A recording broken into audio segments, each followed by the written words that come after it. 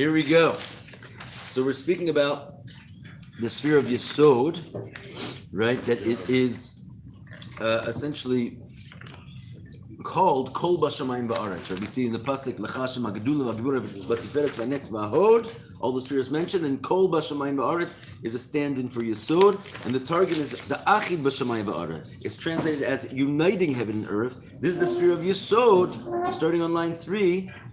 Page Yud Aleph, Shebechinas Malchus Mekabel Mimenu, that Malchus receives from it.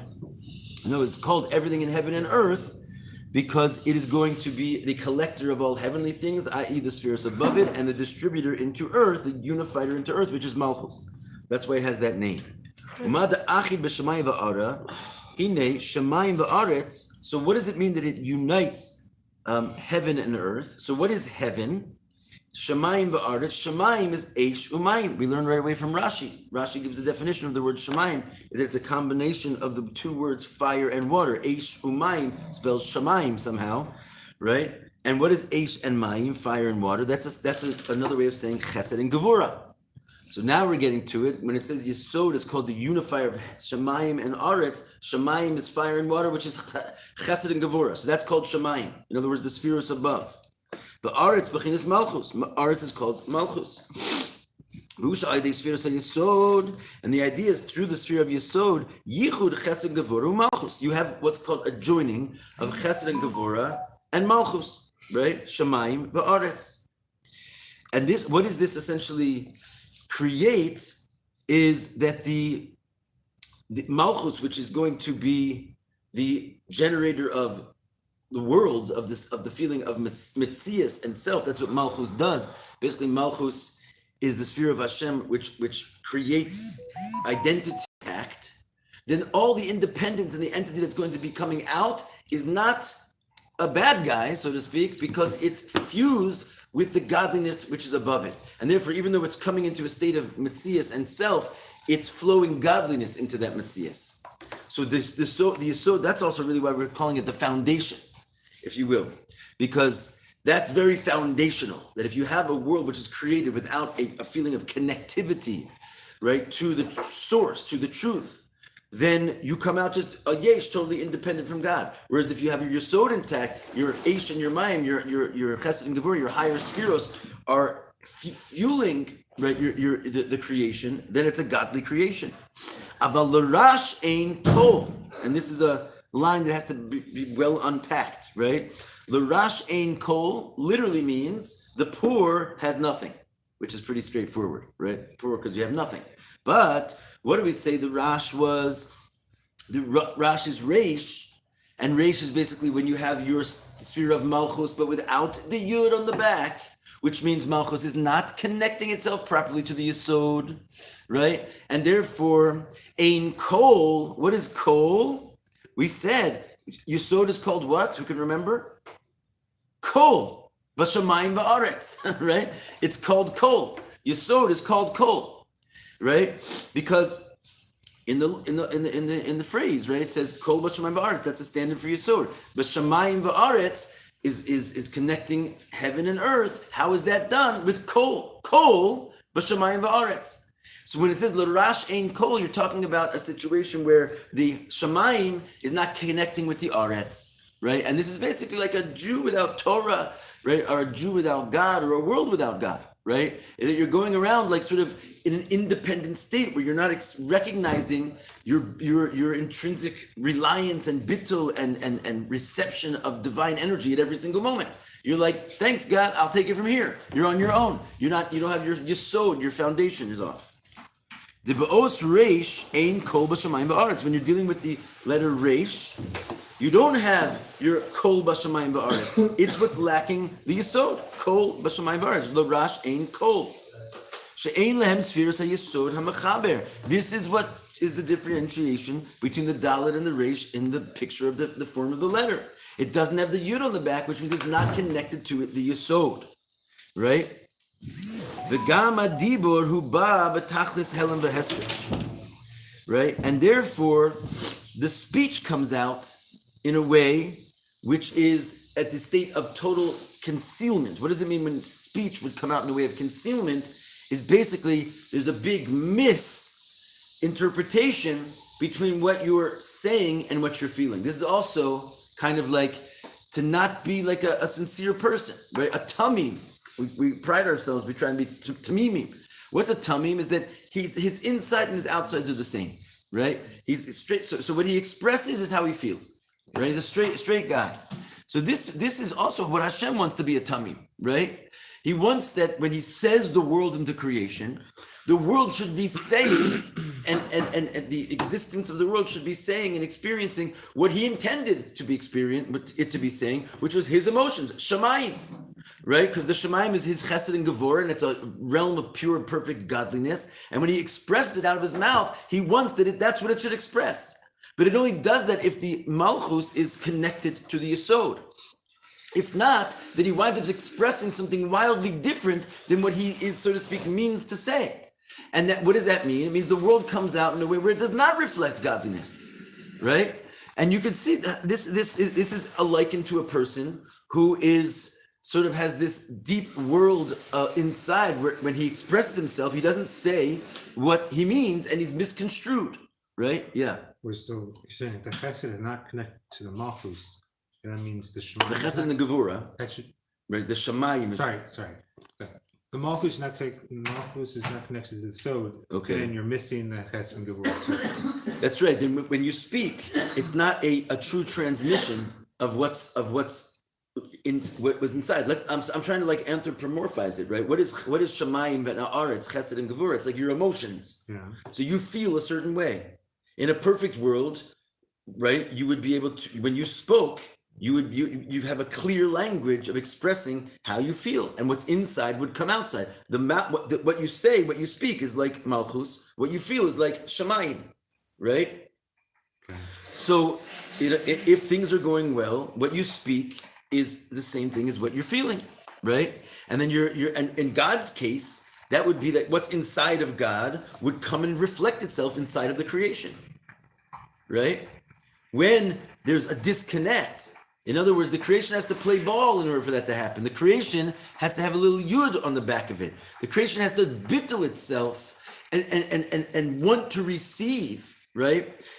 The flow from above in order for it to be a clear, lucid language. If it doesn't bittul itself, it comes out looking like an independent world, which instead of reflecting God's truth, it actually hides the truth of God. It comes and says, I'm here, I'm a world, I got this on my own, right? And so this is why the world is confusing. And when you look at the world, you don't automatically see God. If in theory, we know and we speak about all the time that this world is just the words of God speaking all the time, right? He's constantly saying this world into existence every second, and everything we see is really just like somehow Jewish letters manifesting as entities. Then we should all be in a state of like the Garden of Eden, constantly seeing God's words everywhere. Why don't we? Because when they come out in a way where they conceal and wrap themselves around the truth and cover it. It's almost like, another example would be like saying something in translation, right? And the translation goes to another translation and like it gets lost in translation. By the time it comes out, the original message, like broken telephone, is not actually given over. And this is all caused by the reish, l'rash ein kol, because the malchus is not bound properly to the kol, which is the yesod. Does that make sense, everyone? So but you said you have the emotions inside, which are chesed and gevurah, and you're supposed to speak them. Right. And where does the yesod come in? I give an analogy. The yesod is essentially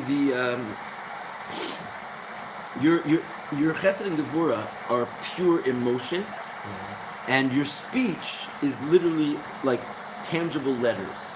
Those two things are like different worlds, right? So there has to be a contraction point which enables the pure emotion to be converted, right? It's almost like converting electricity from like one frequency to another, so that it's prepared to come out of the mouth. Another way, let's say, of putting it is like we know the yesod is also the genitalia, we've been saying, right? So same thing. If you want to like reproduce yourself in another baby, right? You can't just like sort of take your brain and your heart. They're operating on a level which is too expanded to do that job. They have to contract themselves into a little point. It's like putting it on like a zip drive, right? Yeah. And that's called the seed. And then it can come out and do its thing. So the same thing, the sphere of Yesod is basically, again, it's why it's called the foundation, right? It has to take the Chesed and Gevura and sort of put it on a zip drive and make it available to be uttered with the mouth. That's the idea. So it says, what's the pasuk which refers to the concept of when the reish also comes to the word rasha, of course, very close to the word wickedness, right? When the reish is at play, it says, nalamti dumya chashti, right? That I was like a mute, I was compared to a mute, I was silenced. So in other words, like Hashem is saying, he was silenced. It doesn't mean that nothing comes out. It means that what he intended to say doesn't come out. You silenced his intention, and what comes out in its place is something which looks totally like a different set of letters that does not properly reflect. It's kind of like if we're going to say that the letters of speech are like a garment, because we call them the garments of the soul. So it's like if a person is a king and he's in kingly robes, so his garments reflect him. If a person is a king and he's in a poor man's clothing and the clothing doesn't fit him, and when he tries to walk in them, he just trips. So the clothing are not representing him well. Not only are they not representing him well, they're hiding him and they're misrepresenting what he really is. And that's like the world, like when it's not in accordance with truth, with Torah. The speech itself comes in a way where it's concealed. And what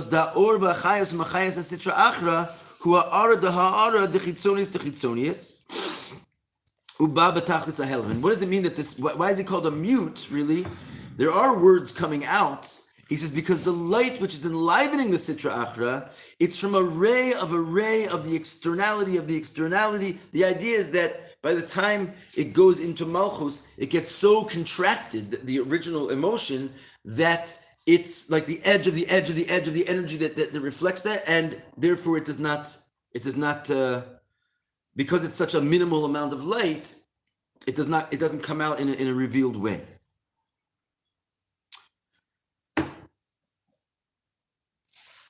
Meaning to say, well, I think it's. Do you understand the idea that the light gets smaller and smaller and smaller? It would be like. Is it channeling or is it reducing in potency? What's channeling mean in this sense? Like, is it focusing the light? So like you have larger being focused smaller and smaller and smaller? Or is it you have an amount and it's losing like potency? Like both.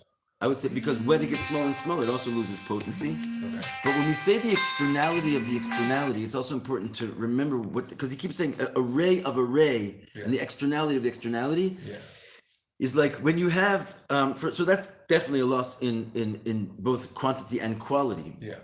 But it's also, what I'm trying to say is like, when you take the externality of something, it's already really not the thing itself. It's like a mere casing of that thing. Okay. And so even as soon as you get to the externality on even one level, you already lost the point, right? Is that you're saying the externality as in like, so the chatzonius of the light that's being produced is producing the chatzonius of the next form.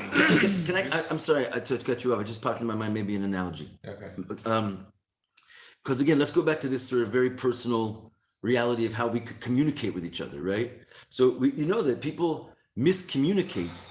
They have like drives that are their real emotions, and they say something else. Yeah. It's not totally disassociated, but it's like passive aggressive, or it's some kind of like a external way of communicating that, which misses the point. Yeah. Now, what if you took the external of the external of the external of the external? It's like as you go down the pike, you're getting so far off the mark that what winds up coming up is basically unidentifiable that it came from this original core source. Whereas when it comes panemius, even when it goes lower and lower and lower, since you're tapping into the original intent, it can go in a state where it's lower in quantity and quality, but you tap into that sort of essential truth that even if it's just a hand gesture and like a handshake, you can see the person come out properly in it, because even in the lower realms of communication, he's still holding on to that sort of core inner panemius. Yeah. Right? That's what I was thinking about. That's what the Chatzonius versus Panemius of the process. Okay, good. So that's the idea. So this is what happens this is what creation, this is how we got here. That's why we're all confused. Because what Hashem is trying to say, we're only getting like a ray of an external, and we just like, we missed his message. If we could see his real message, we'd be in a state of like praise and hodah to Hashem every second of our lives, because he means good. That's what it says. Ein ra yored milamayla. There's a verse that's brought down in Tanya. Evil does not come from heaven, right? We sort of misconstrue things, and we think that Hashem is doing something bad. It's only because we're only seeing the externality of the action. So this all is nicely summed up in the Torah, where it says, Yaakov Amar, Yesh li kol, Esav Amar, Yesh li rav. Does anyone know what this is referring to? This was from Hechaltzu also. And then you read that. What's that? When they met. When they met, right? What does Yaakov say? First of all, Yaakov comes to bring him this big gift, this mincha, to sort of appease his anger, and Esau doesn't want to take it. So what does Esau say to him? You take it, Yeshli Rav. I have plenty. I have all. Yeah. Right? Not all. There's different. Yaakov says, no, you take it. I have all. Yeah. Yeshli Kol. So and you can see, like, there's a few times in the Torah when you can see the difference between, they were twins, but you can see the difference between them in just one word that they use. Like it says that when Yaakov dressed up like Esau to get the blessings, right? He spoke in like a humble way, and he mentioned the name of Hashem, and Yitzchak was like, who are you? Right? Because he just said the word God, basically, and the name God was not on the lips of Esau. Here too, it's they're saying almost the exact same thing, but actually they're saying the exact opposite thing, just in a word. So he says, here, you take it, Yaakov, Yeshli Rav, I have so much. And Yaakov says, you take it, Yeshli Kol, I have everything. So that difference is exactly what we're discussing. First of all, what does Kol mean? Yesod. So what was Yaakov really saying? Yeshli Yesod. I literally don't need anything, because what are you going to give me? I'm connected to the source, and I'm just like I'm like a tzaddik. You need $1 billion? Like, I'll just open up my channel, and the giver of all things will give whatever he wants. Like, there's no limitation in this world if you're connected with the Yesod. But if you cut off from the Yesod, and you're going to do it yourself, so you get as much as you have nothing. That's why, like, if you don't have coal, you can have all this bounty that you think you've got, but it's all fine. It's disconnected from the source. It's basically some finite number in the presence of infinite, and it's disconnected from its source. It's the external of the external. You're in bad shape if Yesh Li Rav. There's also a funny, but sadly true joke when it comes to this, right? Which is very associated with, someone wants to do something which is not exactly according to the Torah, right? They say, Yeshli Rav, right? I went to heter.com and I found myself a heter to do this, right? So in other words, you can also, even if you're, so to speak, religious, because Yeshli Rav, like, is in a negative sense, like finding yourself something to hang yourself on. So even though that's not what my rabbi said, but I'll find another rabbi who said it. That's also like, you don't have coal. You have to be connected. You have to be bittul. You have to sort of connect yourself to the true source. If you decide, I'll take it from here, I'll take it from here, I'll take it from here, I'll take it from here, you're the true source. Because you're the one determining what the answer is. If you don't like this guy's answer, you get another answer. So ultimately, who's the Rav? You're the Rav, which means Yeshli Rav. You're lacking the coal. It's an Indian of bittul. The Kedusha, Yaakov, when we're talking about holiness, which is the level of Yaakov, Amar Yeshli Kol. Of course, he says Kol because he has Kol, i.e., as you said, Yesod the Achid b'Shamayim v'Ara. He had that thing which joined heaven and earth, so he had everything. Esav, Shu Klippa V'Sitra Achra Esav, who represents the dark side. Amar Yeshli Rav, he says, I have Rav Shu Ein Lo B'Chinas Kol. What he was really saying is he doesn't have Kol, that he is the Reish, who's just like disconnected basically from the source of godliness. He doesn't have the kol hamachaber, this kol which joins heaven and earth like Yaakov. Ki'im Rav, what in place? Rav, shu riboy hashpas gashmis, which means It does mean a lot, but it's just basically pure physicality, right? And it's like, yeah, you could be a billionaire, but you think and it's in your perception, you perceive these billions as something independent that's yours. Like, I'm the rock star, right? I'm not, sometimes you have an artist to be like, I have nothing, I'm just a channel. Baruch Hashem, that's exactly right. But sometimes you have people like, no, I worked my whole life, this is mine, it's mine. So this is, you can have a lot. No one's arguing that you seemingly have more than your fellow. But you're not connecting it to its source, so it's all like misconstrued, and ultimately it's just a big bunch of klippa blocking the true intention of what it really is. In other words, instead of being a presentation of the majesty of Hashem, it actually conceals godliness entirely. Karmaimer Rav Mesifta, Man de ihuzer ihu Rav. Man de ihu Rav ihu zer. I love this line, and you can see it really on beautiful Jews. It says it says in Rav Masifta said, he who is small is really big, and he who is big is really small. Yeah. Right? I mean to say, if you're gonna puff yourself up and make yourself into something, you're a little guy. You're hiding something. You're hiding some serious deficiencies. But if you're humble, right, and you don't, you're who am I? What am I? Mani, miani. So really, you are huge, because now you're right. You're nothing, buddy. But what you are is like an endless stream of infinite divinity. You're like a tzaddik. But basically, anything can come out of you because you know it's not yours. The Kedusha, when it comes to holiness, the ihu zev aziris garma in Kedusha, what does it mean? You're small. It means you make yourself small. You say it's not. You take yourself out of the place. Let someone else have the place. Look at the Rebbe, by the way. It's a very, obviously we look at him for examples of all things in Kedusha, but as a leader, what he did was basically enable other people to lead. That was kind of like his whole MO. In fact, he did it in such a way where even the theory sort of leaked into the business world, and the concept of franchising and everything. It's like, no, you take it and do it your way, right? And you have my blessing. So many leaders, they don't want that to happen. They basically, they have to be in control of the whole situation, because it's my territory, it's my space. I'm not saying that all the Rebbe's followers necessarily nailed this one down so well. You have a lot of competition and territorialism, but it's the opposite of the game, really, right? The whole idea is that I only have a territory, so to speak, to enable others to flourish and grow this garden, right? In other words, I'm like the caretaker. So the whole world was the Rebbe's territory. But what did he do with it? He put this guy here and this guy here and this guy. So couldn't the Rebbe say, hey, you're on my territory? Right? But no, he's like, please take this territory and make it yours. Let's see if you can bring out your own koch. That takes a tremendous level of humility. You don't see other Jewish leaders doing that in the same way. Right? It's like they're the leader, these are the followers. The followers usually live in close proximity, and they sort of keep them close, and that's the name of the game. Right? This whole idea of basically it's also parenting. You have parenting styles. The parents want to sort of suffocate the kid, or you're like, no, I'm just giving you these tools so you can go do it on your own. It's a whole way of life, basically, of making yourself small, taking up less space.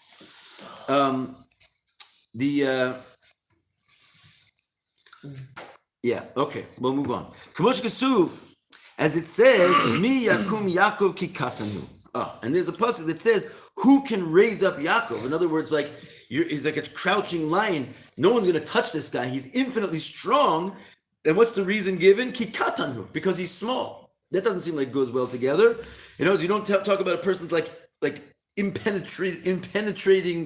impenetrable strength because he's small, right? But in Kedusha, yes. Why are you so strong? Because basically you don't have a lot of edges hanging off that are just sort of, excess this and excess that. You're solid. The Urav begilu b'chinas kol. He who is small is really big. Why? Because he has this revelation of kol. He actually has everything. I.e. the Yisod. Avaman dihu Rav, but someone who's called Rav, he thinks he's big. The Yesh lo Rav. In other words, then he's saying, he's declaring he's not connected to the Yisod. Ihu's there. Actually, he's really small. The L'Rash Ein Kol. We call this person poor. Ein Kol. Literally means you're not connected to the Yisod, but we're saying you got nothing. The literal meaning is you got nothing. V'hu rak hashpa gashmi. God is is the external of the. You think that this thing that you're seeing is what is all there is, right? You're caught up in like the subtle miscommunications, and like you're running in a direction which is bichlal, not in the kavanah. V'zeu dekasiv kefirim rashu v'ra'evu, and that's what we say in benching, right? We said that like young cows, basically, right, or young lions, excuse me, rashu v'ra'evu, right? They could be poor and hungry, right? And the idea is this is like just the notion that in benching we're reminding ourselves that it doesn't matter if you're strong or weak. Basically, everything's in the hand of Hashem, and even if you're like a lion, you could be poor and hungry. But what does the Zohar say on this pasuk? Shekai al pari achag. When it says kafirim rashu v'ra'evu, right? The word kafirim can also come from the word par, and it's talking about the cows of the holiday. Which holiday? Is it the three main festivals? Which one? The cows of the holiday would be not Pesach. Sukkot. Yeah. Cold. Sukkot. Why Sukkot? And what's unique about the cows of Sukkot? They decrease, right? It's one of the few places they decrease in there every day, right? The first day you offer 13, the second day you offer 12, the third day you offer 11. Every day it goes down, which is a very big, strange move, because usually we say Mailin B'Kodesh. You always have to go up in holiness, right? And that's actually, if you think about the Hanukkah story, right? Shammai says we're supposed to start with 8 candles and go down to 1, and his proof of that is that, like the cows of Sukkot. He says, look, they go down, and then Hillel comes back and says, no, but we have a rule, Mailin B'Kodesh. The question is, why does the Torah break its own rule in this area of the cows, so to speak, going down? Right? And that's what it means, kafirim rashu. We're taking it out of the simple meaning, and we're saying it's like poor cows, as opposed to like lions can be weak. And the idea is the idea is that they are going down and lowering and lowering and lowering. You know, it just reminds me, it was like a person who just has like a chunk of money in the bank, right? And because he's not connected to an income source, as much as he has, it's just going down, because all you're doing is spending it. Right, but if you have, like, you know, money coming in, then it's an infinite stream, and you can keep spending forever because it's always replenished, right? So this is what he's saying, like, something which is just constantly going down. Why are we offering these cows dafka on Sukkot? How many cows do we offer in full after the whole 7 days? Start with 13, 12, 11. We get to 7 days. How many do you get? 70. Right, all together, 70 cows. Right, over the course of the holiday. What do the 70 cows represent? The 70 nations, right? Which is basically klippa. And the reason why the Torah breaks its own rule and goes down when it comes to this particular sacrifice is because it's talking about the 70 nations. It's talking about the klippas. That in that area, it's only going down because it's not connected to the source. No matter how big it is, it's just a limited thing. Finite things disappear. Right? Infinite things don't ever disappear. So if you're connected to the kol, yeshli kol, you don't have an end to your shefa. And therefore you truly have everything. But if you are not connected to the incoming stream of money, right? So no matter how much you have, you got nothing. Because it's a finite thing. From today to tomorrow, you won't be here anymore. Uperes bazar shekal pari achag. This refers to the sacrifice of the hag that are just going down. We do with the ayin parim and neged ayin sarim, and we know that not only they connect to the 70 nations, but they also connect to the 70 ministering angels of those nations. And what's unique about the 70 ministering angels of those nations, it explains why the nations are as they are. In other words, what's wrong with the goyim? They missed the memo. It's not their fault. Right? When Hashem was basically creating all these minimizations of the light, the first place in His Majesty, right, where like things sort of went wrong and the message got lost, was in the 70 ministering angels. They already said that we are gods. They recognize there's a God of gods, But they saw that they were beings, they're spiritual beings. But they already were like sort of this strange version of Klippa, just like you have a man on earth who like he runs the world and he's just completely arrogant, doesn't have any association with what's above him. There's already even a certain level of spiritual beings that have that error. They're called the 70 ministering angels, and it's the stage right preceding the flip into Gashmias. So, but before everything gets like sort of implanted into a physical domain, the spiritual light already got so coarse as to experience itself as gods of gods. Elokei Elokim, right? That God is the God of gods, so to speak. What do we mean when we say that? That there's these entities that experience themselves like they're in charge. And because of them, who give Shefa to the 70 nations, that's why the 70 nations have this notion of independence, because even the spiritual source that they're getting it from already experience themselves independent. And that's why they worship those gods, because they're like, I can get control just like you have control if I worship you. Think about the guardian angels of the nation. They're the guardian angels of the nation. They think that they have power. The power was sort of granted to them. They're the first state of that level of confusion. It's very, very low in the order of the Seder Hayoshes. It's like immediately above the actual solar system. Power. Yes. So basically, there really is a Zeus. It's just a Malach, meaning because there's a certain Greeks who believe that Zeus is something. I guess there is a Zeus, but it's just like a Malach. Yeah, and there's a certain myth and a corruption there, even in the Zeus, so to speak. Yeah. Fallible. Right, that it already was. It's not whose fault is this? Hashem made it like this, right? Hashem minimized his light to the point that we're all about it, right? We think that we're independent. We can learn Chassidus, and for a second we're like, oh yeah, right, everything's from God. But as soon as we close the book, you're in my seat, dude, right? It's like we're also think, where did this come from? This is crazy. Everything is God. So Hashem is mamash a wondrous concealer of himself, essentially, and so it starts already in this heavenly realm. So Yedua, it's known that these 70 cows refer to the 70 ministering angels. And this whole, they are going to, these 70 ministering angels, because kafirim rashu, we're not talking about these cows, which are poor. We've now associated these cows with these 70 ministering angels. They're called poor, and they're called ani, right? Because all it is physicality. They disconnect it. And another sort of identifying commonality here is that in the parish in the Zohar called the Mikdash Melech, he says that in general, Klippa and Sitra Achra is called cows. And they're both true. It all goes to the same place. This is why basically the essential sin of the Jew is the golden calf, right? Why was it the golden calf, right? What's the deal with the golden calf? Because it says the Jewish people, when at the time of Har Sinai, we saw the entire Seder Ishtalshalus open up before our eyes. In other words, we saw everything, right? Hashem took away all the concealments, and we saw the chariot, and we saw the lion and the ox and the eagle, right? And the man on the chariot, etc. So it says that when they saw the ox on the side of, when they saw the ox in heaven, it was like there's Zeus lahavdi, right, or whatever, not lahavdi. It's all the same klippas, right? They saw, so to speak, a god in the sky, and it was this cow, and therefore they were on board with worshiping a cow. Where did they get this crazy idea to worship a cow? Because they saw the cow in the sky.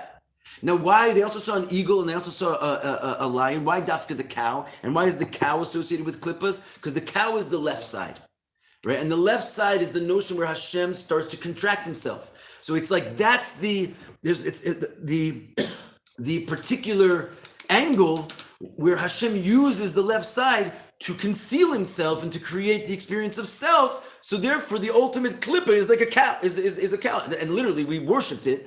And also the nations are called that, right? And kafirim rashu, poverty is denoted by the notion of cow. So that's what this is all about, the cow.